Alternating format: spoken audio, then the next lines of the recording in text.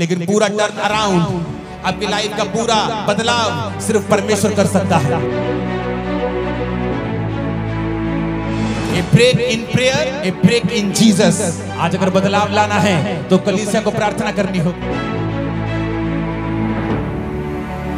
रोना प्रभु को हिला नहीं सकता, विश्वास उसको हिलाता है। बाइबल कहती जब इजरायली लोग प्रार्थना कर रहे थे कि परमेश्वर हमें राजा की गुलामी से छुड़ा, क्योंकि वचन कहता है कि राजा ने उन्हें कठिन कठिन कामों से उनकी जिंदगी को दुखी कर दिया था, बोझ के नीचे उनकी जिंदगी को कर दिया था। और वचन कहता है कि वो परमेश्वर की भविष्यवाणी को याद करने लगे कि प्रभु ने कहा था कि 400 साल के बीतने के बाद मैं अपने लोगों को मिस्र से छुड़ा लूंगा।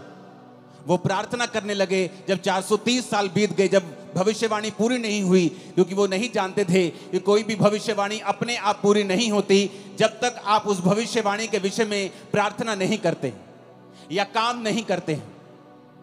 इसलिए नए नियम में लिखा हुआ है कि भविष्यवाणियों को तुच्छ ना जाना जाए, और जो भविष्यवाणी तेरे विषय में की गई हैं उनके अनुसार तू एक अच्छी लड़ाई को लड़े। पौलुस ने अपने बेटे, अपने स्पिरिचुअल सन तीमुथियुस से यह कहा।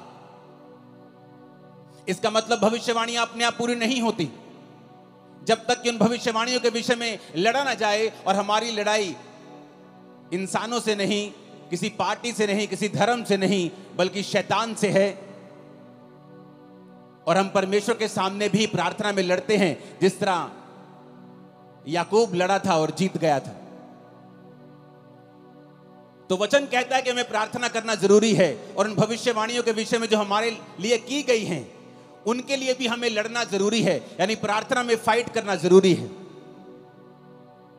तो वचन कहता है कि जब वो फंस गए वहां पर, उन्होंने प्रार्थना करनी शुरू की।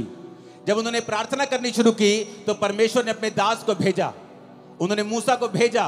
और बाइबल कहती है मूसा के वचनों के ऊपर जिन्होंने मन लगाया और ये विश्वास किया कि मूसा अपने आप से नहीं आया है, मूसा परमेश्वर की ओर से आया है, और जो परमेश्वर की ओर से ये वचन कहेगा हम उस वचन के ऊपर यकीन करेंगे और हमारी जिंदगी सेम नहीं रहेगी और हम गुलामी से छुड़ाए जाएंगे। वो गुलामी चाहे बीमारी की हो, वो गुलामी चाहे शैतान की हो, वो गुलामी चाहे मानसिक हो, डिप्रेशन की हो, वो गुलामी किसी भी तरह की हो सकती है आपकी लाइफ में।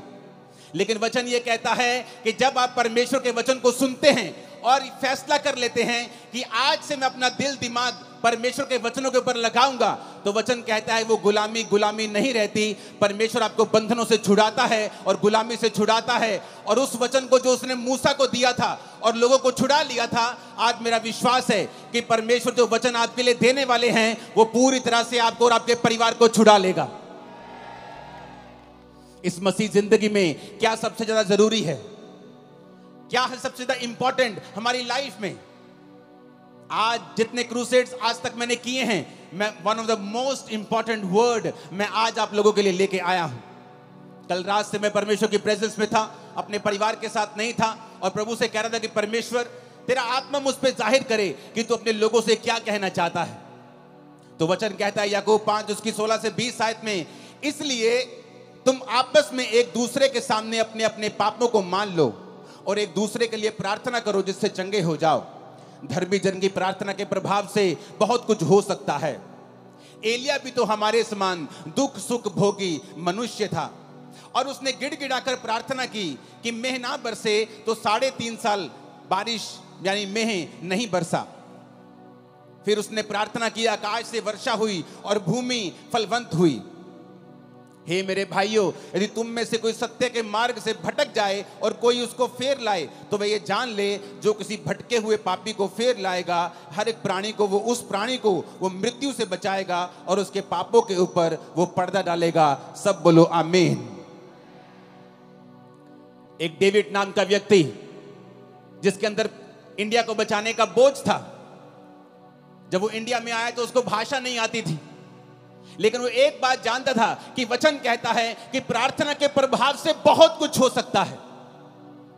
एलिया भी तो हमारे समान दुख और सुख भोगी मनुष्य था, क्योंकि जिनकी जिंदगियों से मिरेकल्स होते हैं या जिनकी लाइफ में मिरेकल होते हैं, लोगों को लगता है कि शायद ये आसमान से उतरा हुआ पुरुष है कोई, इसलिए इसके जब ये प्रचार करता है या ये प्रार्थना करता है, लंगड़े चलते हैं, शायद ये स्वर्ग से उतरा है।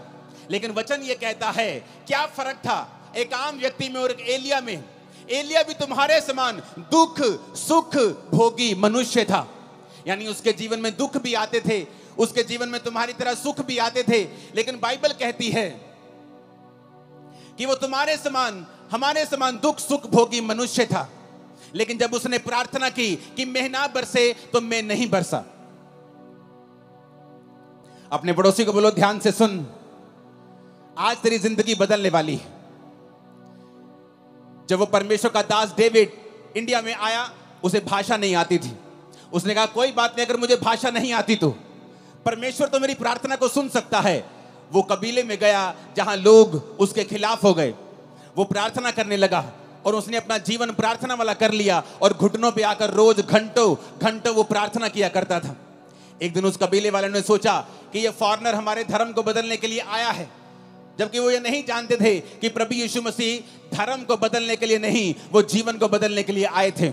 लोगों ने देखा कि ये लोग ये धर्म बदलने के लिए शायद आया है, तो बहुत से कबीले इकट्ठे होकर उसे मारने के लिए गए। जब उसे मारने के लिए गए, जहां जंगल में वो प्रार्थना कर रहा था, उसके सामने खड़े हो गए और जब उसे मारने लगे तो सांप उन लोगों के सामने आ गए और सांपों ने उन लोगों को, इस डेविड को मारने नहीं दिया।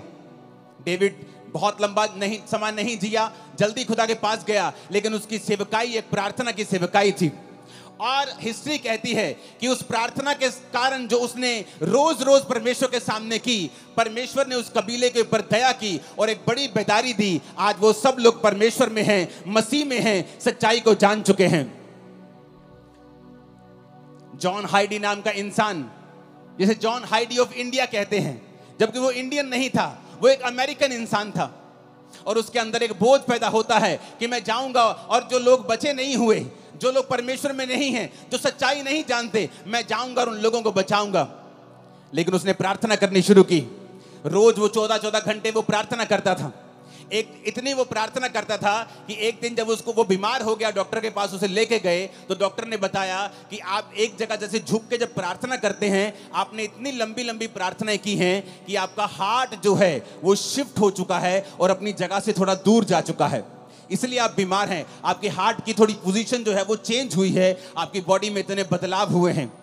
लेकिन डॉक्टरों के कहने के बावजूद भी वो प्रार्थना करता रहा, रोज प्रार्थना करता रहा, अपने घुटनों के ऊपर प्रार्थना करता रहा। और एक समय ऐसा आया कि परमेश्वर ने जिस इलाके में उसको भेजा था, उस इलाके में एक बेदारी शुरू हुई। लाखों लाखों करोड़ों लोग परमेश्वर में आने शुरू हुए। जब आज आप उन इलाकों में जाकर देखेंगे तो 100% 90% लोग मसीह में आ चुके हैं और परमेश्वर को ग्रहण कर चुके हैं। कारण क्या? एक व्यक्ति ने बाइबल के वचनों को समझा। उसने समझा कि एलिया भी हमारे समान दुख और सुख भोगी मनुष्य था, लेकिन उसने फैसला किया कि मैं प्रार्थना करूंगा। एलिया कहां नजर आता है? एलिया कहीं नजर नहीं आता बाइबल में एकदम से आपको। वो कहीं ऐसा नहीं है कि बाइबल में जब पहला राजा की पुस्तक शुरू होती है, दाऊद का जिक्र होता है। दाऊद के बाद पहले शाऊल राजा बनता है, उसके बाद दाऊद राजा बनता है, फिर सुलेमान राजा बनता है, सुलेमान के बाद उसके बेटे राजा बनते हैं, उसके पोते पड़पोते राजा बनते हैं। परमेश्वर में खड़े नहीं रहते, वो गिर जाते हैं। तब तक भी एलिया का जिक्र नहीं आता। लेकिन जब बाइबल कहती है पहला राजा 17 में जब एलिया का जिक्र आता है, पहला राजाओं 17 उसकी 1 से 6, तिशबी एलिया जो गिलाद के परदेशियों में से था, उसने अहाब से कहा। अहाब भी इजराइल का राजा था जिसने इजाबेल से शादी कर ली थी और वो सब कुछ परमेश्वर के वचन के विरोध में कर रहा था और परमेश्वर उससे खुश नहीं था। वचन कहता है कि एलिया एकदम से पहला राजा उस 17 में प्रकट होता है। उससे पहले एलिया की कोई जानकारी नहीं थी। एलिया कोई वीआईपी इंसान नहीं था। एलिया कोई राजाओं के खानदान से नहीं था। एलिया किसी प्रॉफिट्स के खानदान से नहीं था। लेकिन एकदम से वो प्रकट होता है और ये कहते हैं तिशबी एलिया। जैसे हम बोलते हैं वो पहाड़ी आदमी, वो पंजाबी आदमी, वो हरियाणवी आदमी, वो यूपी का भाई, वो बिहारी आदमी, उसी तरह कहते हैं तिशबी एलिया एकदम से प्रकट होता है। इजराइल के परमेश्वर के नाम में शपथ खाकर वो राजा के सामने जाके बोलता है कि राजा मेरे कहे बिना ना तो बारिश आएगी ना तो ओस पड़ेगी। लेकिन उससे पहले वो एक बात और कहता है एक आयत में तिशबी एलिया जो गिलाद के परदेशियों में से था, उसने अहाब से कहा, इजराइल का परमेश्वर यहोवा जिसके सम्मुख में उपस्थित रहता हूं। एलिया कहता मैं आया हूं राजा, उस परमेश्वर के सामने जिसके सामने मैं उपस्थित रहता हूं। ऐसा जन जिसके कहने से आसमान बारिश देना बंद कर गया 3.5 साल। एक ऐसा पुरुष जिसने प्रार्थना की और आसमान खुल गया फिर 3.5 साल बाद। वो पुरुष जो कोई वीआईपी नहीं था, किसी राजाओं के खानदान से नहीं था, किसी प्रॉफिट से खानदान से नहीं था, एक आम आदमी एकदम से। पहला राजाओं 17 में उसका जिक्र होता है कि तिशबी एलिया नाम का एक पर्सन सीधा राजा के सामने जाके हियाव के साथ हौसले के साथ खड़ा होता है और कहता है राजा, उस परमेश्वर की शपथ जिसके सामने मैं उपस्थित रहता हूं। आज कौन लोग बंधनों में हैं? कौन लोग गरीबी के बंधन में हैं, बीमारियों के बंधन में हैं? कौन लोग हैं जिनको शैतान सताता है? ये वो लोग हैं जो परमेश्वर के सामने घुटनों को नहीं टेकते हैं, जो एक दिन तो प्रार्थना करते हैं, दूसरे दिन प्रार्थना करना छोड़ देते हैं, जो एक दिन तो चर्च जाते हैं, उसके बाद दूसरे संडे छुट्टी कर लेते हैं, जिनको ये नहीं मालूम कि आपके पास एक पावरफुल हथियार है, प्रार्थना करने का हथियार। आपके पास अधिकार है, आपके प्रार्थना के प्रभाव से बाइबल कहती है बहुत कुछ हो सकता है। लेकिन आज शैतान ने विश्वासियों को भटका दिया है। आपका फोन आपकी प्रार्थना का स्थान ले चुका है। आपका व्हाट्सएप, आपकी फेसबुक और इंस्टाग्राम आपकी प्रार्थना का स्थान ले चुका है। जब भी आप प्रार्थना करने के लिए बैठते हैं, आपको काम याद आता है, आपको व्हाट्सएप याद आता है, आपकी मम्मी आपको कॉल करने लगती है, आपकी बेटी आपको तंग करने लगती है, क्योंकि शैतान नहीं चाहता आप प्रार्थना करें। तिशबी एलिया, बाइबल कहती है, एक आम इंसान था। आप सोचते मैं एक आम इंसान हूं, मैं कैसे अपनी जिंदगी को बदल सकता हूं? मेरा परदादा भी गरीब था, मेरा दादा भी गरीब था, मेरा बाप भी दिहाड़ी करता था, मैं भी गरीब हूं, तो परमेश्वर मुझे कैसे, हमारे परिवार में इतने सालों से चल रहा, कैसे बदल सकता है? लेकिन वचन कहता है एलिया भी तुम्हारे समान दुख और सुख भोगी मनुष्य था, लेकिन जब उसने प्रार्थना की मेघ ना बरसे तो मेघ नहीं बरसा, जब उसने प्रार्थना की मेघ बरसे तो मेघ बरसा। ऊंची आवाज में बोलो हालेलुया। हम प्रार्थना के महत्व को समझते हैं। एक पास्टर प्रार्थना कर रहा था और काम कर रहा था। बहुत साल उसने सेवा की, लेकिन इतने रूहें नहीं बचा पाया। उसको आंखों का रोग हो गया। जब आंखों का रोग हो गया, उसने कहा अब तो मैं सेवा नहीं कर सकता, लेकिन मैं प्रार्थना करूंगा। और उसने प्रार्थना करनी शुरू कर दी। जब उसने प्रार्थना करनी शुरू की, परमेश्वर ने एक पास्टर, 2 पास्टर भाई थे, उनके दिल में डाला कि वो जाएं और उस जगह के ऊपर प्रचार करें। और हिस्ट्री बताती है कि जब उसने प्रार्थना की तो रिवाइवल शुरू हुआ। वो 16-16 घंटे, 14-14 घंटे रोज प्रार्थना करता था। और उस जगह पे जब रिवाइवल आया तो 1 लाख लोग रोज यीशु मसीह को अपना जीवन देने लगे और पूरा इलाका परमेश्वर में आ गया। कारण प्रार्थना। कारण ये नहीं था कि वो दुनिया के बेस्ट बाइबल स्कूल में पढ़े थे या वो दुनिया के सबसे ऊंची यूनिवर्सिटी में पढ़े थे। उन्होंने बाइबल के वचन को समझ लिया था कि जब तू प्रार्थना करेगा मैं रास्तों को खोलूंगा, मांगो तो दिया जाएगा। उन्होंने समझ लिया था कि अगर मेरी जिंदगी में जो कुछ नहीं है, इसका कारण यह है कि हमने प्रार्थना नहीं की। जॉन हैडी, जिसकी वजह से पूरे का पूरा इलाका, पूरे की पूरी स्टेट्स परमेश्वर में है, वो कहता था आज प्रार्थना करने वाले लोग बहुत कम हैं और रोने वाले प्रार्थना में उससे भी कम हैं और आहें भरने वाले प्रार्थना में तो है ही नहीं है। क्योंकि आज हम पवित्र आत्मा को समय नहीं देते कि वो आए और हमारे अंदर से हमको इस्तेमाल करे। आज प्रार्थना का जीवन नहीं है, इसलिए शैतान ये बात जानता है। वो बात जानता है, इसीलिए वो आपकी लाइफ में काम करता है। लेकिन वचन ये कहता है अगर आप इस प्रार्थना की पावर को समझ जाएंगे, अगर आप समझ जाएंगे आपके पास एक अधिकार है और आप परमेश्वर से प्रार्थना कर सकते हैं, जब तक वो उत्तर ना दे तब तक प्रार्थना कर सकते हैं, आपकी लाइफ कभी भी सेम नहीं रहेगी। मेरी लाइफ में मसीह में आने के कितने साल बाद भी जब मेरी लाइफ में चंगियाई नहीं थी और मैं सेवकाई में आ चुका था, तो पवित्र आत्मा मुझे एक ही बात बोलता था कि तुझे पवित्रताई में रहना है, क्योंकि पवित्रताई में रहने से तो अपनी जिंदगी का बड़े से बड़ा अटैक खत्म कर सकता है। चाहे वो तेरे शरीर के ऊपर हो, तेरी आत्मा के ऊपर हो, तेरे फाइनेंस के ऊपर हो, तेरी सेवकाई के ऊपर हो। अगर तू पवित्रताई में चलेगा और गंदगी नहीं करेगा, व्यभिचार नहीं करेगा, चोरियां नहीं करेगा, तो परमेश्वर तेरी जिंदगी से बड़े बड़े बंधनों को तोड़ देगा। और दूसरा, पवित्र आत्मा ने कहा अगर तू प्रार्थना करेगा, ये टीम जो मेरे पीछे खड़ी है उनमें से कुछ लोग 20 साल से मेरे साथ हैं, ये लोग जानते हैं किस तरह से, जब 2014, 13, 12 की बात है, मैं अपने प्रार्थना रूम में, जब ये भी मेरे साथ होते थे, जब प्रार्थना करने के लिए बैठते थे तो रोज 6 घंटे 5 घंटे इनके साथ अकेले मैं प्रार्थना करता था। इनके बाद उठ के फिर मैं अपने रूम में प्रार्थना करता था, उसके बाद रात को प्रार्थना करता था। मेरा सारा दिन प्रार्थना में बीतता था और मैं खुद नहीं जानता था कि मैं इतनी प्रार्थना कर रहा हूं, क्या परमेश्वर मुझे उत्तर देगा? लेकिन वचन कहता है उसमें की गई मेहनत कभी व्यर्थ नहीं जाती। वो आपकी प्रार्थनाओं को सुनता है। जो प्रार्थना आपने 10 साल पहले भी की हैं, प्रभु उनको भी सुनता है। और वचन कहता है कि वो अपने खोजने वालों को प्रतिफल देता है। यानी कि जब आप प्रार्थना करते रहते हैं और उसके साथ परमेश्वर को खोजना नहीं छोड़ते, आप चर्च नहीं छोड़ते, आप फास्टिंग नहीं छोड़ते, बाइबल पढ़ना नहीं छोड़ते, आप संगति नहीं छोड़ते, तो परमेश्वर सारी प्रार्थनाओं का उत्तर देता है। मेरे जीवन में भी ऐसा ही हुआ। जो मेहनत मैं करता गया, जो प्रार्थना मैं करता गया, एक समय आया मसीह में आने के 10 साल बाद परमेश्वर सारी प्रार्थनाओं का उत्तर देने लगा और आज मेरे जीवन में सारी प्रार्थना के उत्तर आ चुके हैं। लेकिन आज भी थोड़े दिन पहले की बात है, जब मैं अपने प्रार्थना के रूम में गया, मैं आपको ये टेस्टिमनी दूंगा, उससे पहले एक वचन हम और पढ़ेंगे।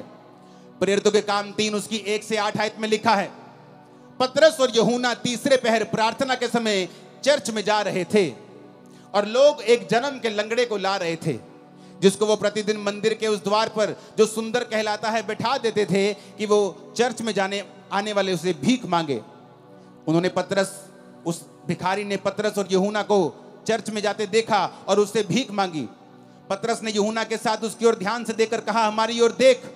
और वह कुछ पाने की आशा से उनकी ओर ताकने लगा। तो पतरस ने कहा, चांदी और सोना तो मेरे पास नहीं है, परंतु जो मेरे पास है वह तुम्हें देता हूं। यीशु मसीह नासरी के नाम से चल फिर। उसने दाहिना हाथ पकड़कर उसे उठाया। उसके पांव और टखनों में तुरंत बल आया। वो उछलकर खड़ा हो गया, चलने फिरने लगा, चलता कूदता प्रभु की स्तुति करता हुआ उस चर्च में गया। वचन कहता है आज बहुत से लोग चाहते हैं कि उनकी मिनिस्ट्रीज में लंगड़े चलें, उनकी जिंदगियों से भी बड़े बड़े काम हों, जब वो प्रचार करें उनकी मिनिस्ट्री से भी बड़े बड़े काम हों।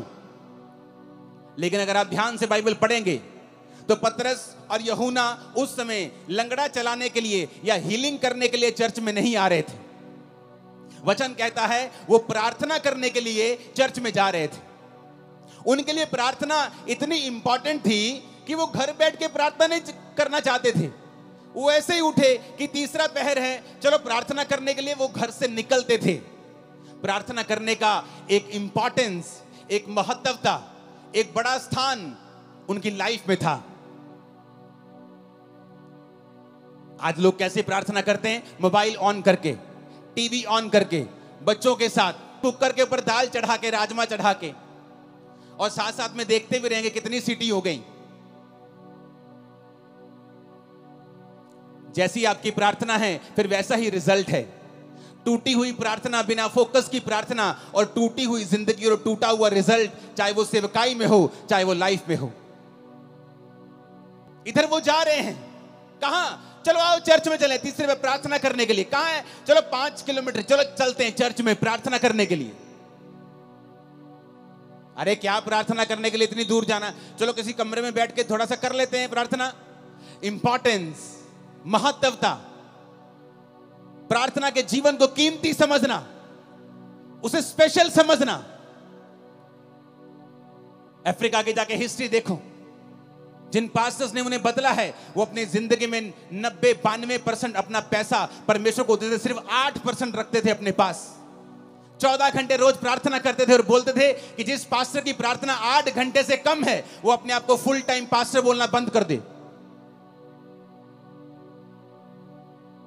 और बोलते थे कि जब हम प्रार्थना नहीं करते थे, जोर जोर से बोलते थे, लोग समझते नहीं थे। जब हम प्रार्थना करके जाते थे तो हम जो भी बोलते थे लोगों के हृदय में जाता था और लोग चेंज होते थे। कारण क्या? प्रार्थना। पतरस और यूहन्ना प्रार्थना करने के लिए जा रहे हैं। कोई लंगड़ा चलाने के लिए नहीं जा रहे, हीलिंग करने के लिए नहीं जा रहे, प्रार्थना करने के लिए जा रहे हैं। और रास्ते में लंगड़ा मिलता है, उनकी ओर देखता है और पैसे की आशा से, कुछ पाने की आशा से देखता है। वो कहता है भाई साहब पैसा तो मेरे पास नहीं है, हाँ चर्च का पड़ा होगा बहुत, लेकिन मेरे पास तो अपना नहीं है पर्सनल, मैं तुझे पैसा तो नहीं दे सकता, लेकिन वो दे सकता हूं जो तुझे सबसे अधिक चाहिए। यीशु मसीह नासरी के नाम से उठ और चल फिर। आप जानते लोगों ने इस मिरेकल के बाद पतरस और यूहन्ना को पकड़ लिया। कहते ये अनपढ़ और साधारण मनुष्य हैं, इनकी जिंदगी से इतना बड़ा काम कैसे हो सकता है। कुछ लोग बोले नहीं नहीं, अनपढ़ साधारण मनुष्य तो हैं, पर ये यीशु के साथ रहे हैं। यीशु ने उन्हें 3.5 साल प्रार्थना करना सिखाया है, परमेश्वर के संग चलना सिखाया है। और वचन कहता है कि जब वो प्रार्थना करने के लिए चर्च में जा रहे थे तो रास्ते में लंगड़ा चलाया गया। इतना बड़ा मिरेकल हुआ कि पूरा स्थान चेंज हो गया। यरूशलेम में परमेश्वर के नाम का डंका बजने लगा। कारण प्रार्थना। ऊंची आवाज में बोलो प्रार्थना। नहीं, ऊंची आवाज में, सबसे ऊंचा बोलो प्रार्थना। प्रेरितों के काम 16 उसकी 13 से 15 आयत में लिखा है, सब्त के दिन हम नगर के फाटक के बाहर नदी के किनारे ये समझकर गए कि वहां प्रार्थना करने का स्थान होगा, और वहां बैठकर उन स्त्रियों से जो इकट्ठी हुई थी बातें करने लगे। लुदिया नामक थुआतीरा नगर की एक बैंगनी वस्त्र बेचने वाली एक भक्त स्त्री सुन रही थी, और प्रभु ने उसका मन खोला कि पौलुस की बातों पर वो मन लगाए। उसने अपने घराने समेत उससे बपतिस्मा लिया और विनती की, यदि तुम मुझे प्रभु की विश्वासनी समझते हो तो चलकर मेरे घर में रहो, और वह उन्हें मना कर ले गई। अब यहां पर क्या होता है, यहां पर पौलुस नगर के फाटक के बाहर इसलिए जा रहा है। पुराने टाइम में नगर में फाटक होते थे, शहर बनाई होती थी या फाटक होते थे, तो वो फाटक के बाहर जाना चाहता था, नगर के बाहर, ताकि वो वहां पर प्रार्थना कर सके। नगर के अंदर भी प्रार्थना वो कर सकता था, लेकिन क्यों आज प्रेरितों के काम वाले मिरेकल्स चर्चिस में नहीं होते हैं? क्योंकि वैसी इंपॉर्टेंस परमेश्वर को चर्चों में नहीं दी जाती है। पास्टर्स की लाइफ में भी वैसी इंपॉर्टेंस प्रार्थना की नहीं रही जैसे प्रेरितों के टाइम में हुआ करती थी। वो प्रार्थना किसी घर में भी कर सकते थे, लेकिन बाइबल कहती शाम को स्पेशल वो उठ के गए नगर से बाहर। तब ऐसा भी नहीं था कि गाड़ियां थी, बड़ी बड़ी गाड़ियां थी कि 10 मिनट लगेंगे, चलो गाड़ी में चलते हैं। चल के जाते थे, गधों पे जाते थे, घोड़ों पे जाते थे लोग। तो वचन कहता है कि वो नगर के फाटक के बाहर नदी के किनारे ये समझ के गए कि यहां कोई प्रार्थना करने का स्थान होगा। आओ हम कहीं अकेले एकांत में, जहां कोई हमें देखे ना, हम बैठकर परमेश्वर के सामने प्रार्थना कर सकें। पौलुस को किसी चीज की जरूरत नहीं थी, कोई उसको बीमारी नहीं थी, उसको कोई बरकत नहीं चाहिए थी, लेकिन परमेश्वर के साथ एक रिलेशनशिप, प्रभु के साथ एक संबंध। प्रार्थना उसका रिजल्ट है कि जब आप परमेश्वर के साथ जुड़ जाते हैं, आप रोज उसके साथ समय बिताना चाहते हैं। और वो जा रहा है नगर के बाहर, और नगर के बाहर नदी के किनारे कि यहाँ कोई प्रार्थना करने का स्थान होगा। और वहां पर उसे एक औरत मिलती है जो बहुत अमीर थी, बहुत ही ऐसी औरत जिसका समाज में एक प्रभाव था। और वो परमेश्वर के वचन जब वो बातें करने लगता है, ये समझ गया कि यहाँ कोई नहीं होगा, लेकिन वहां पे बहुत सी औरतें होती हैं। तो पौलुस प्रचार करने लगता है, और वो औरत भी ध्यान से सुनने लगती है। और जैसे जैसे वो सुनने लगती है, परमेश्वर का आत्मा उसे छूता है, और जब उसको छूता है, उसका घराना और वो बपतिस्मा लेने लगते हैं, और बपतिस्मा लेके पौलुस को अपने घर ले जाते हैं। हमें क्या शिक्षा मिलती है यहां से? कि पौलुस भी प्रचार करने के लिए वहां नहीं गया, पौलुस भी प्रार्थना करने के लिए वहां जा रहा था। लेकिन जब वो प्रार्थना करने के लिए वहां जा रहा था, तो वहां उसे प्रचार करने का मौका मिला। पतरस भी प्रार्थना करने के लिए चर्च में जा रहा था, लेकिन वहां उसे चंगाई करने का मौका मिला। तो हम क्या देखते हैं? वो सेवकाइयां जिनकी सेवकाइयों से ज्यादा हीलिंग्स होती हैं, और रूहें भी उन्हीं सेवकाइयों में बचती हैं जिन्होंने प्रार्थना को प्रथम स्थान दिया हुआ है, जिनकी जिंदगी में प्रार्थना प्रथम स्थान के ऊपर है। जो लंगड़ा चलाने के लिए प्रार्थना नहीं कर रहे, वो प्रार्थना करने के परमेश्वर के सामने उन्हें जाना है। वो प्रचार करने के लिए बाइबल नहीं पढ़ रहे, वो पढ़ रहे हैं क्योंकि परमेश्वर के साथ उन्हें समय बिताना है। और प्रार्थना करने के लिए नदी के किनारे कहीं बाहर जा रहा है, और परमेश्वर उसे वहां पर मौका देता है कि वो प्रीच करे। यानी रूहें भी प्रार्थना करने का रिजल्ट है, रूहें बचना, और चंगाई भी प्रार्थना करने वाली मिनिस्ट्री का ही रिजल्ट है। आज हम भूल चुके हैं। एज ए बिलीवर हमारा पहला काम है परमेश्वर के सामने रोज जाना और प्रार्थना करना, क्योंकि शैतान कुछ भी करेगा, आपकी प्रार्थना के जीवन को वो खत्म करने की कोशिश करेगा। क्योंकि जिस दिन आपकी प्रार्थना लग गई, प्रार्थना में ब्रेक लग गई, उस दिन जीसस से आपकी ब्रेक लग गई। A break in prayer, a break in Jesus. प्रार्थना में ब्रेक का मतलब है जीसस से ब्रेक लग जाना। शैतान ये बात को जानता है। बाइबल पढ़ के देख लो, जहां जहां प्रार्थना हुई वहां वहां परमेश्वर ने बहुत सी चीजों को बदला है। जिन्होंने प्रार्थना नहीं की वो विष मांगते रह गए हैं। आपका परमेश्वर परमेश्वर है, वो जीनी नहीं है कि आप उस रगड़ेंगे और वो निकलेगा और आप कहेंगे मुझे ये चाहिए। वो परमेश्वर है, उसका वचन कहता है मांगो तो दिया जाएगा, ढूंढो तो तुम पाओगे, खटखटाओ तो तुम्हारे लिए खोला जाएगा। तुमने कंप्लेंट की है अपने पास्टर से, अपने पति की, कि ये नशा करता है, अपने बेटे की नशा करता है, लेकिन कभी प्रार्थना नहीं की। हाँ मैंने की है प्रार्थना। कितनी देर? आधा घंटा। एक बार की? अच्छा रोज की? हाँ मैंने 2 महीने की। उसके बाद मैंने प्रार्थना करनी बंद कर दी। मैं चर्च में भी कम जाती हूँ, कभी कभी जाती हूँ बड़ी मीटिंग में, लेकिन मैं पास्टर को रोज फोन करके तंग करती हूँ कि मेरे लिए, मेरे बेटे के लिए प्रार्थना करना। वचन कहता हर एक व्यक्ति अपना बोझ स्वयं उठाएगा। आपका पास्टर आपको वचन देगा, हाँ वो आपके बेटे के लिए प्रार्थना भी करेगा, लेकिन परमेश्वर ने आपकी ड्यूटी लगाई है, तू बच, तेरा घराना बचाया जाएगा। तू कैसे बचेगा, तू कैसे बचेगी अगर तेरी प्रार्थना जीरो है तो? एक आदमी को परमेश्वर ने कहा मैं तुझे इस्तेमाल करूंगा, इस जगह पे, इस नगर में, मैं इस देश में तुझे इस्तेमाल करूंगा। वो चला गया, पवित्र आत्मा ने कहा प्रार्थना करनी पड़ेगी। प्रार्थना करता था रोज, क्योंकि उसको चर्च से पैसा नहीं लेना था, तो वो शाम तक काम करता था, शाम के बाद आता था और प्रार्थना करता था। जब कुछ साल रिजल्ट नहीं आया तो उसने फैसला किया कि अब मैं काम नहीं करूंगा, अब मैं सिर्फ प्रार्थना करूंगा। तो परमेश्वर ने उसका कुछ इंतजाम किया, कुछ रिटायरमेंट का इंतजाम किया, पैसों का इंतजाम किया कि वो 24 घंटे प्रार्थना कर सके, और वो लगातार उस देश के लिए प्रार्थना करने लगा। 7 साल के बाद जब वो लगातार प्रार्थना करने लगा, उस देश में एक लॉ पास हो गया, सारे वेश्या के अड्डे, सारी दारू की दुकानें बंद हो गईं, और देश के 99% लोगों ने परमेश्वर को ग्रहण कर लिया। उसकी इंटरव्यू हुई, लोग उसके पास आके पूछने लगे क्या किया आपने, आपने ऐसा क्या किया कि ये सारे लोग परमेश्वर में आ गए? उसने कहा आओ मैं तुम्हें दिखाता हूं। वो अपने प्रार्थना के कमरे में उन्हें ले गया, और लकड़ी का कालीन था, सॉलिड लकड़ी का, और उसमें घुटनों के निशान पड़े हुए थे। उसने कहा ये मेरा मूल्य है परमेश्वर के सामने, जो मैंने इन लोगों के लिए प्रार्थना की है, और परमेश्वर ने मेरी प्रार्थना को सुना है। आप अकेला प्रचार करेंगे बिना प्रार्थना के, बिना प्रभु की हुजूरी के, लोगों के हृदय कभी छिदेंगे नहीं, वो कभी परमेश्वर को ग्रहण नहीं कर पाएंगे, कभी परमेश्वर के वचन को समझ नहीं पाएंगे। आपको पवित्र आत्मा की फायर और ताकत चाहिए आपके प्रचार के पीछे, कि वो लोगों के हृदयों में जाए, और वो आज से वायदा करके जाए कि परमेश्वर आज से कुछ भी हो जाए, मैं रोज प्रार्थना करूंगा, घंटों घंटों प्रार्थना करूंगा, तेरी हजूरी में आऊंगा, और मैं आपको वायदा करता हूं अगले कुछ महीनों और सालों के अंदर अंदर वो आपको छुड़ाएगा और सबसे ऊंचे स्थान के ऊपर लेके जाएगा। वो आपकी बेइज्जती को पूरी लाइफ के लिए खत्म कर देगा, आपकी लाइफ में नई शुरुआत को वो देगा। आमीन। ऊंचा और खतरनाक वाला चाहिए चर्च। ऊंची आवाज में हालेलुया बोलो 7 बार, जरा ऊंची आवाज में।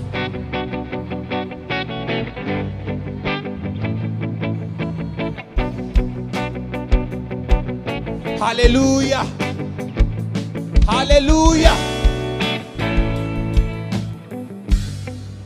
अगर आप प्रार्थना नहीं करेंगे, हन्ना अपने पति से लड़ती थी रोज, मेरे बेटा क्यों नहीं, मेरे बच्चा क्यों नहीं है। वो कहता मैं क्या परमेश्वर हूं, मैं क्या खुदा हूं, मेरी दूसरी पत्नी के है, अगर तेरे नहीं, तब 1 से ज्यादा शादियां होती थी पुराने नियम में। उसने कहा अगर तेरे नहीं है तो मैं क्या कर सकता हूं, क्या मैं परमेश्वर हूं? अगर परमेश्वर ने तेरी कोख को बंद कर दिया है तो मैं क्या कर सकता हूं।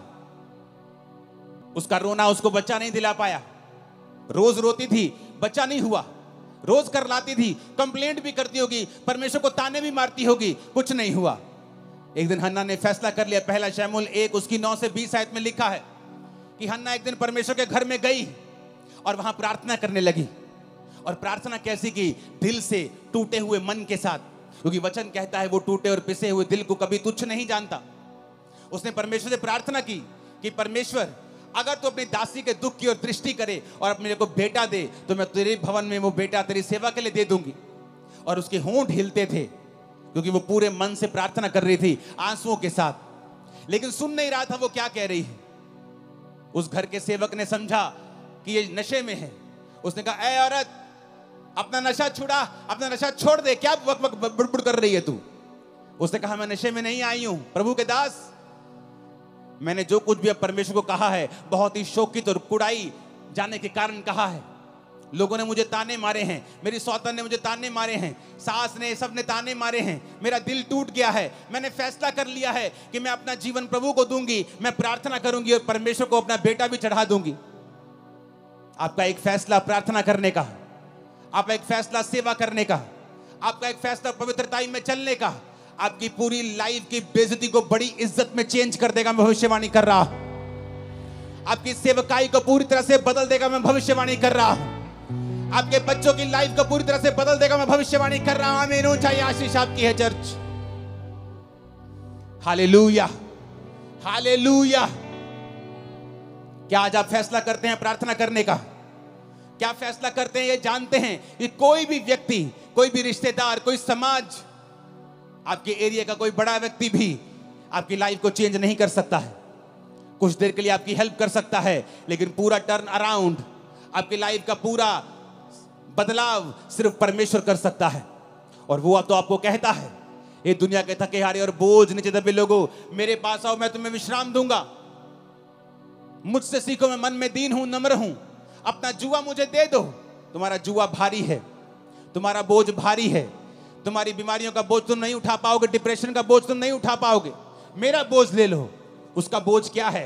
प्रार्थना करना उसका बोझ है, रूहों को बचाना उसका बोझ है, परमेश्वर के वचन के अनुसार चलना उसका बोझ है। उसने कहा तुम मेरे अनुसार चलो तो तुम अपने मन में विश्राम पाओगे। वो विश्राम जो बड़े बड़े खरबपतियों को दिल में नहीं है। सब कुछ होते हुए इसलिए वो सुसाइड कर लेते हैं। बड़े बड़े मिलियन फॉलोअर्स वाले, 20-20 मिलियन फॉलोअर्स वाले सुसाइड कर लेते हैं क्योंकि वो उनके मन में विश्राम नहीं है। और जीसस ने कहा, हे दुनिया के थके हारे और बोझ नीचे दबे लोगों, मेरे पास आओ, मैं तुम्हारा धर्म बदलूंगा। ये लिखा नहीं, उसने कहा मैं तुम्हें विश्राम दूंगा।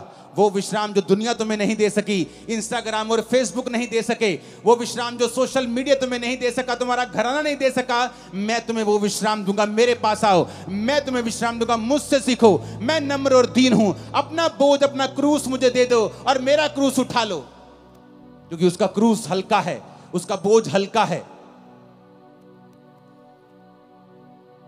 आज अगर बदलाव लाना है तो कलीसिया को प्रार्थना करनी होगी, उसको रोज परमेश्वर की प्रेजेंस में जाना होगा और घंटों परमेश्वर की हुजूरी में बिताने होंगे।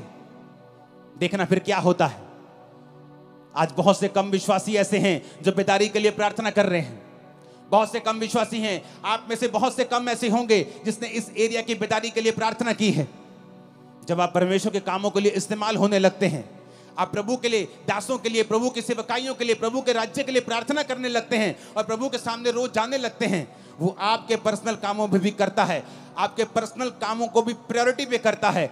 आपकी हीलिंग को भी वो करता है, आपको चंगा भी करता है, आपके घराने को बचाता भी है, आपको ब्लेस भी करता है, गरीबी के दलदल से आपको बाहर भी निकालता है। जो होने वाला है आज रात के बाद, आप आए किसी और तरीके से, जाएंगे नहीं यीशु मसीह के सामर्थी नाम से।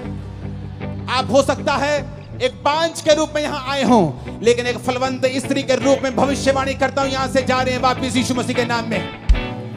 आमीन। चाहिए आशीष आपकी है चर्च। आप तैयार हैं परमेश्वर को अपना जीवन देने के लिए?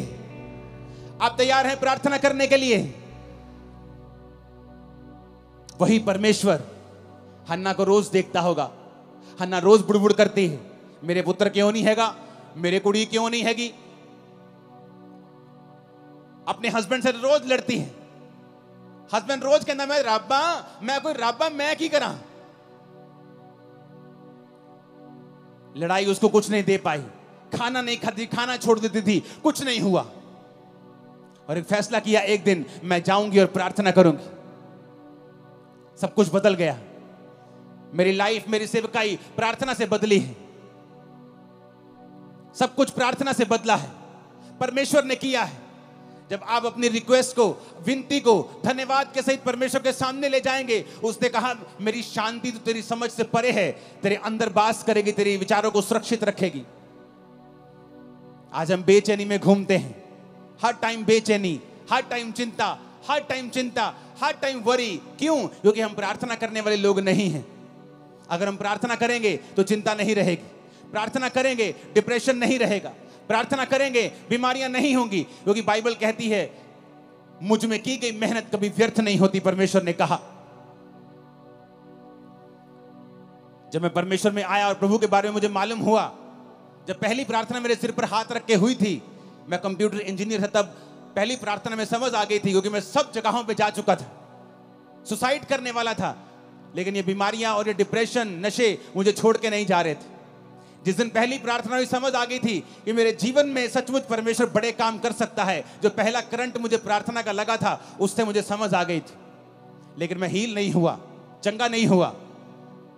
और एक दिन पवित्र आत्मा ने मुझसे कहा वचन के जरिए, क्योंकि वचन मुझे पढ़ना पड़ता था, नहीं तो मेंटली अपसेट के अटैक होते थे मुझे, तो बाइबल पढ़ने से मेरे वो ठीक हो जाते थे। तो बाइबल पढ़ते पढ़ते वचन आया, हे मेरे प्रिय भाइयों, हियाब बांधो, दृढ़ रहो, क्योंकि तुम जानते हो मसीह में की गई मेहनत कभी व्यर्थ नहीं जाती। यहां लगा यह वचन दिल में, रेमा बन गया, मेहनत करनी शुरू की, 40 रोजे रखे, साल में 1 बार, 2 बार, 3 बार, 4 बार, 5 बार, 5वीं बार या 6ठी बार रोजे थे तो परमेश्वर ने मुझे छुआ और 2005 में उस डिप्रेशन से पूरी तरह आजाद कर दिया। आज 25 हो चुका, 20 साल से मैं पूरी तरह से आजाद हूं, नशे से, डिप्रेशन से। कारण क्या? प्रार्थना, जो परमेश्वर ने हमें अधिकार दिए हैं। आपने कंप्लेंट अपने पास्टर को की है कि आपने रोज प्रार्थना की है? आपने 2 महीने करके बंद कर दी, आपने लगातार प्रार्थना नहीं की। आपको वचन के ऊपर खड़े होना होगा जब अगर आप चाहते हैं रिजल्ट आए तो। संविधान में लिखा है अगर रजिस्ट्री आपके मकान की आपके नाम पर है तो कोई उस पर कब्जा नहीं कर सकता, लेकिन लोग कब्जा फिर भी कर लेते हैं। फिर आप क्या करते हैं? रोते हैं। क्या रोने से घर छूट जाएगा? आप लड़ेंगे, वो गैर कानूनी है। क्या करेंगे? आप केस करेंगे, कोर्ट में जाएंगे, संविधान के मुताबिक बताएंगे जज को संविधान में ये लिखा है और ये लॉ के मुताबिक ये मेरा मकान है।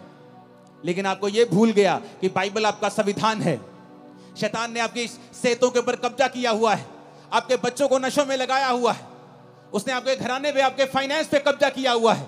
आप सिर्फ रोते हैं, रोने से कुछ नहीं होगा। कंप्लेंट करते हैं, उससे भी कुछ नहीं होगा। आपको परमेश्वर के सामने जाना होगा, घुटने टेकने होंगे, हाथों को उठाना होगा, स्वर के परमेश्वर की ओर दुहाई देनी होगी और वो खोल देगा आसमान। मैं आपको फिर कह रहा हूं, वो आसमान खोल देगा और आपको उसी ऊंचाई पर लेके जाएगा जिसके लिए आपको उसने पैदा किया है। लेकिन हमें फैसला करना होगा कि हमारा सोता परमेश्वर है या नहीं। क्योंकि आपने कंप्लेंट भी करके देख ली, आपने रो लिया, अपने बच्चों से लड़ लिया, अपने हस्बैंड से लड़ लिया, अपनी वाइफ से लड़ लिया, अपने भाई से लड़ लिया, लड़के भी कुछ नहीं हुआ, रो लिया, करला लिया, कलेश डाल लिया, कुछ नहीं हुआ। परमेश्वर तुम्हें सिखाता है ना बल से, ना शक्ति से, बल्कि उसकी आत्मा के द्वारा कि मेरे बेटे, मेरी बेटी, तुझे मेरे पास आना होगा। सेवकाई को चेंज करना है, मेरे पास आना होगा। जो लोग आपकी बात नहीं सुनते। 2011 में मैं बड़ा फ्रस्ट्रेट था। मिनिस्ट्री 7000 क्रॉस कर चुकी थी, 7000 की चर्च क्रॉस कर चुकी थी, लेकिन मैं बड़ा फ्रस्ट्रेट था क्योंकि मैं जैसा चाहता था वैसा काम नहीं होता था, टीम वैसा बिहेव नहीं करती थी और मैं फ्रस्ट्रेट हुआ और मैं चला गया प्रार्थना में। देश को छोड़ दिया और 21 दिन के लिए प्रार्थना में चला गया। वो 21 दिन मैं अनमैरिड था, अपनी फैमिली से वैसे भी बहुत मैं कम बात करता था। मेरी मदर थी शायद, जो सेव हो चुके थे शायद 2011 में, वो भी नहीं हुए थे या एकदम से ताजे ताजे सेव हुए थे। कोई फैमिली मेंबर मुझसे बात नहीं करता था। बस 21 दिन सिर्फ प्रार्थना की। अपने होटल के कमरे में रहता था और जब प्रार्थना से उठता था तो मुझे मालूम नहीं होता था कि दोपहर का समय है कि रात का समय है कि सुबह है। मोबाइल छोटे होते थे, छोटा मोबाइल दिखता कि कितना समय हो गया। फिर सोता था, फिर उठता था, प्रार्थना प्रार्थना। 21 दिन मैंने प्रार्थना की। जब मैं वापस आया, मेरी सेवकाई पूरी तरह से बदल गई। लोग मेरी बात सुनने लगे, टीम्स मेरी बात सुनने लगी। मेरे मन मुताबिक जो खुदा ने मुझसे चाहा था वैसा मेरी मिनिस्ट्री में काम होने लगा, क्योंकि परमेश्वर ने मुझे दिखाया कि तेरे प्रचार से भी कुछ नहीं होगा, तेरे चाहने से भी कुछ नहीं होगा, तेरे डेडिकेशन से भी कुछ नहीं होगा। जब तक तुम मेरे सामने घुटने नहीं टेकेगा, मेरे सामने नहीं आएगा। वो 21 दिन थे जब परमेश्वर ने मुझे सिखाया कि चाहे तेरी सेवकाई में 500 लोग हों या आने वाले समय के 5 लाख हों, तुझे रोज मेरी प्रेजेंस में बने रहना है, मेरी हजूरी में बने रहना है। तब समझ आई और उसके बाद मैं रोज अपने आप को प्रार्थना में देने लगा। अपनी लाइफ में प्रार्थना को प्रथम स्थान दिया। आज चाहे मैं शादीशुदा हूं, मेरे बच्चे हैं, मेरी फैमिली है, बड़ी सेवकाई चर्च है, सैकड़ों ब्रांचेस हैं, लेकिन मेरी प्रार्थना का समय बड़ा हुआ है, आगे से भी ज्यादा है मेरी प्रेयर का समय। क्योंकि मैं सीक्रेट जानता हूं, मैं ये भेद जानता हूं कि भेद है खुदा के साथ रहना, भेद है प्रार्थना करना। भेद है तुम दुख और सुख भोगी मनुष्य हो। एलिया कोई स्वर्गदूत नहीं था। राजा के सामने जाके बोलना कि राजा मेरी जिम्मेवारी से बोलता हूं, तेरे देश में बारिश नहीं आएगी, यानी तेरा देश भूखा मरेगा। आज तो जमीन के नीचे से पानी निकाल लेते हो समरसिबल से, तब ऐसा नहीं होता था। कुएं खोदने पड़ते, निकले पानी ना निकले उस इलाके में जहां वो रहता था। उसने जिम्मेवारी ली। दिलेरी कहां से आई? प्रार्थना से। बाल के नबियों को मार दिया, बड़े बड़े काम किए। फिर इजाबेल ने कहा एलिया आज तेरा सिर मैं धड़ से अलग कर दूंगी। एलिया भागा, एलिया भागा। उसका भागना, उसका डरपोकपन इस बात का सबूत था कि एलिया भी एक मनुष्य ही था। उसकी पहली दिलेरी इसलिए थी कि वो रोज प्रार्थना में समय बिताता था। उसके बाद जब इंसान विक्ट्री देखता है, जीत देखता है, इंजॉय करने लगता है, प्रार्थना भूल जाता है, तो शैतान फिर से उसे डराने लगता है। वो फिर से भागता है और खुदा से कहता है खुदा मुझे मार दे, मैं अपने वंशों से अच्छा नहीं हूं। परमेश्वर से रोटी देता है और पानी देता है, बोलता है खा, तुझे बहुत काम करने हैं। यानी एलिया भी स्वर्गदूत नहीं था, नहीं तो वो भागता थोड़ी उस राजे से डरा नहीं, राजे की वाइफ से डर गया। वो प्रार्थना, प्रेयर्स। जब बड़े बड़े क्रूसेड्स होते हैं, लाखों लोग आते हैं क्रूसेड्स, लोग बोलते हैं अगले दिन आओ एंजॉय करते हैं, चलो आनंद मनाते हैं। हाँ आनंद करो, कोई बात नहीं, लेकिन अगली मीटिंग के लिए मुझे फिर खुदा की प्रेजेंस में ही जाना है, क्योंकि पिछले मसे से मैं अगला संडे नहीं चला सकता हूं। मैं अपने सोर्स को समझता हूं, अपने सोते को समझता हूं कि वो परमेश्वर है। जिस दिन आप ये समझ जाएंगे कि सब बातें परमेश्वर की ओर से होंगी। आप पौलुस को पढ़ के देखो, जब वचन कहता है कि उस औरत ने बपतिस्मा लिया, उसके घराने ने बपतिस्मा लिया, उसके बाद पढ़ के देखो क्या हुआ। अगर आप 16 से लेकर 40 आयत तक पढ़ेंगे प्रेरितों के काम की, आपको मालूम होगा उसके बाद पौलुस की जिंदगी में बहुत से रास्ते परमेश्वर ने खोले। बड़ी जगहों के ऊपर वो गया सुसमाचार सुनाने के लिए, और आगे के आगे वो चलता गया। क्यों? उसकी जिंदगी जो थी वो प्रार्थना वाली जिंदगी थी। जब आप प्रार्थना वाली जिंदगी आपकी होती है, आगे के बाद आगे रास्ते खुलते जाते हैं। आप प्रार्थना बंद कर देते हैं, आप उस लेवल पर स्टक हो जाते हैं, अड़ जाते हैं, खड़ जाते हैं। जैसे जैसे पानी बहता हुआ रुक जाता है तो फिर वो स्मेल करता है, बहता पानी स्मेल नहीं करता है। आप पढ़ो पौलुस को, सिर्फ ये मिरेकल नहीं हुआ रूहें बचाने का, आगे भी बहुत से मिरेकल्स उसकी सेवकाई में हुए, क्योंकि वो प्रार्थना करने वाला जन था। उसको मालूम था कि मेरा सोर्स जो है वो परमेश्वर है। ऊंची आवाज में कहो आमीन। आप पढ़ो अपनी बाइबल को, रोज देखो कि कब कब प्रार्थना हुई है और कहां कहां प्रार्थना का रिजल्ट उनकी लाइफ में कैसा आया है। आप फिर समझ जाएंगे दुनिया की बड़ी बड़ी बेदारियां प्रार्थना से शुरू हुई। ये आज भी जो लाखों लोग यहां बैठे हैं, ये भी प्रार्थना का ही नतीजा है जो लोगों ने की है कि यहां बेदारी आए। हालेलुया। अगर आप वहां पे देखेंगे तो उसके बाद 16 आयत से, प्रेरितों के काम 16 उसकी 16 आयत से एक दुष्ट आत्मा को पौलुस निकालता है। जब वो जा रहा था, जो भविष्यवाणी करती थी फेक थी। उसके बाद पौलुस और सिलास को पकड़ लिया जाता है और बंदी गृह में बंद कर देते हैं। वहां भी वो प्रार्थना और धन्यवाद करते हैं। वहां का दरोगा, वहां के लोग जब भूकंप देखते हैं उस जेल में और परमेश्वर छुड़ा लेता है, उनको भी वहां बचाता है। देखो कितने मिरेकल जुड़े हुए हैं इसी घटना के साथ। कैसे हुए? प्रेयर्स के कारण, कि वो जानते हैं अगर हम प्रार्थना करेंगे तो स्वर्ग खुलेगा। प्रभु यीशु मसीह उससे ऊपर तो कोई नहीं है, लेकिन वचन कहता है 12 चेले चुनने से पहले प्रभु यीशु मसीह ने सारी रात प्रार्थना की। अगर वो परमेश्वर है तो फिर प्रार्थना करने की क्या जरूरत है? उसे सब मालूम है। लेकिन बाइबल कहती है वो संपूर्ण मनुष्य भी था और संपूर्ण परमेश्वर भी था, इसलिए उसे मनुष्य का पुत्र भी कहा जाता है और परमेश्वर का पुत्र भी कहा जाता है। सारी रात प्रार्थना की। कल आपकी बेटी का रिश्ता होने जा रहा है। आज रात को आप क्या कर रहे हैं? आप टीवी देख रहे हैं। कल आपने बड़े इंपॉर्टेंट काम के लिए जाना है। आज रात आप क्या कर रहे हैं? आप व्हाट्सएप पे हैं, आप इंस्टाग्राम पे रील्स देख रहे हैं। जिसकी तो रील्स देख रहे हैं उसको तो पैसे मिल रहे हैं, जिसको तो यूट्यूब पे आप फॉलो कर रहे हैं उसको तो पैसा मिल रहा है। आपको क्या मिल रहा है? इतने वेले मत बनो कि तुम अपने वैल्यू को, अपने टाइम की वैल्यू को पहचान ना सको। जो आज दुनिया में जिन्होंने कुछ किया है, उनके 4 हाथ और 2 दिमाग और 4 आंखें नहीं है। हमारी तरह 2 आंखें और 2 हाथ और 1 दिमाग ही है। अपने समय का सदुपयोग करो, उसे परमेश्वर में इन्वेस्ट करो, लगाओ उसे परमेश्वर में, और आप अच्छा समय काटने वाले हैं। मैं भविष्यवाणी करके जा रहा हूं, अच्छा समय मुकेरिया चर्च आप काटने वाले हैं। आमीन ऊंचा चाहिए। हालेलुया। पढ़ो बाइबल, देखो क्या हुआ है प्रार्थनाओं के बाद। आप ध्यान से बाइबल पढ़ेंगे, इस स्थिति से पढ़ेंगे कि मैं पढ़ना चाहता हूं, मैं देखना चाहता हूं क्या हुआ है प्रार्थना करने के बाद।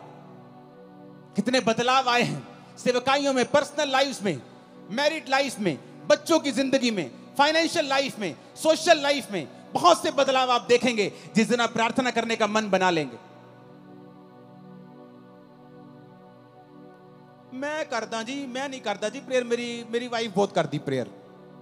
और वचन क्या कहता है कि आदमी को लीड करने के लिए चुना गया है। जब आदमी, घर का आदमी लीड नहीं करेगा, वो घर कहीं नहीं पहुंचेगा।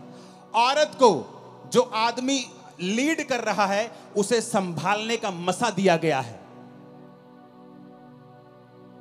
आज अगर इस सेवकाई में सैकड़ों ब्रांचेस हैं, उन्हें संभालने वाला मैं नहीं हूं, मेरी वाइफ है।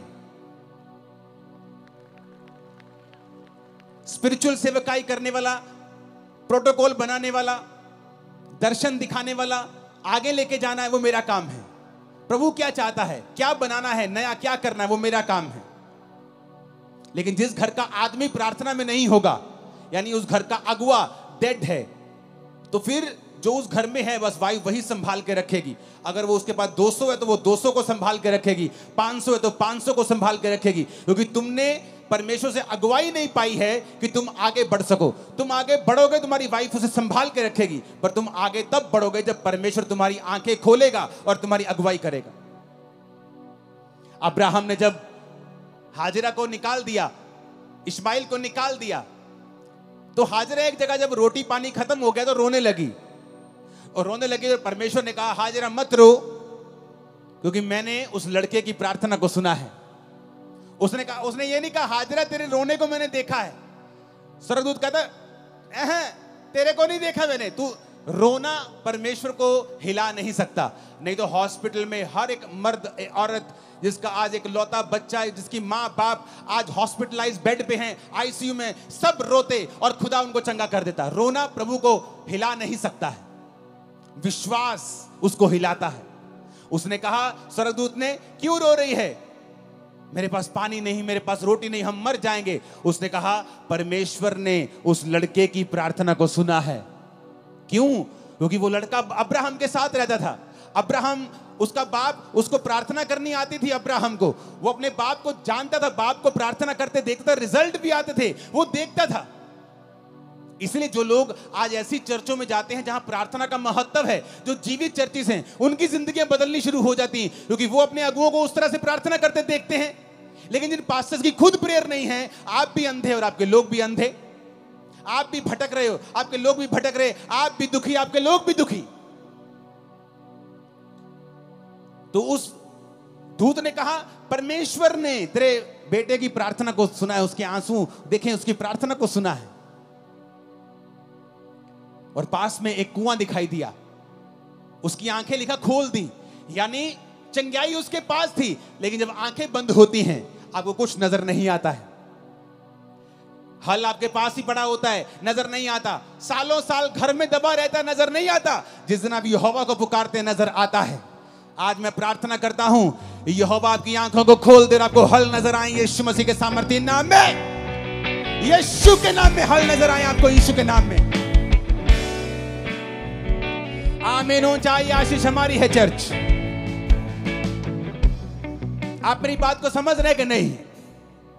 हल नहीं होगा, आपकी आंखों के सामने एक कुआं होगा और आपकी आंखें बंद होंगी। आप कभी कुएं के खब्बे, कभी कुएं के सज्जे, कभी आप सीधा नहीं जा पाएंगे। क्यों? आपकी प्रार्थना जीरो है, आपका परमेश्वर के साथ कोई संबंध नहीं है। अब्राहम ने कहा अपने नौकर को, जा और मेरे बेटे के लिए एक बहू लेके आ।